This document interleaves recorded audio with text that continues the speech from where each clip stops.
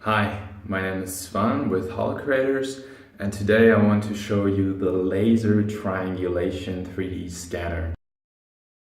The system consists of two parts.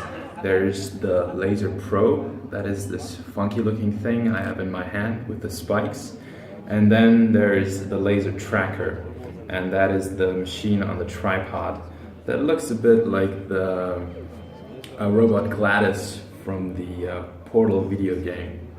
Here you see me scanning the metal pillar of a car. Pillars are the support structure between the windows in your car, and in the automobile industry they gave them names. So this is the B pillar. So in the car they actually start from front to back. So it's the A pillar between your front windshield and the side window, and then the B pillar and the C pillar and the D pillar. How does the system work? So there's the laser probe, and it sends out a laser beam many times per second. And because our eyes are slow, it actually looks like a line in the video, but actually it's just one laser beam. And the laser beam goes out, goes to the object and comes back. And with a technique called triangulation, the distance between the probe and the object is calculated. Hence the name laser triangulation 3D scanning.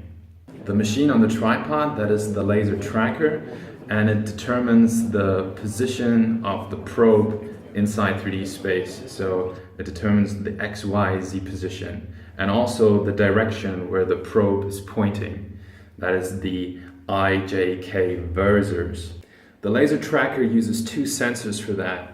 One, it sends out a laser beam to the probe, and you see these mirrors on the probe that reflect the beam back.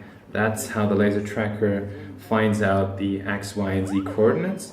And then second, there's also a camera on the laser tracker that watches the probe, and on the probe there are these spikes, and depending on where these spikes are, it can determine the IJK versors. The laser tracker always needs direct line of sight with the probe.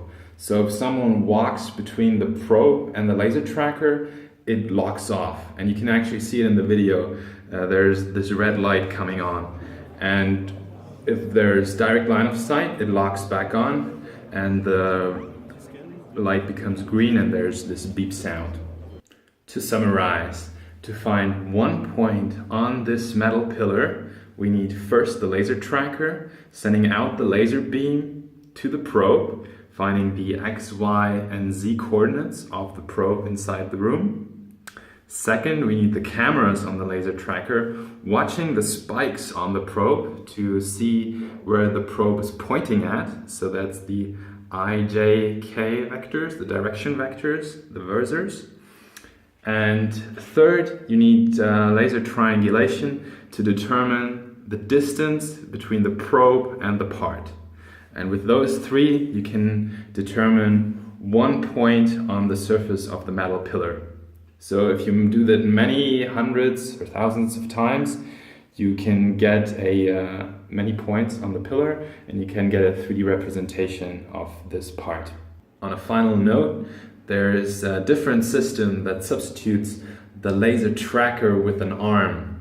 And I show you a picture here. So in this case, the X, Y, and Z coordinates and also the IJK versors are determined by an arm.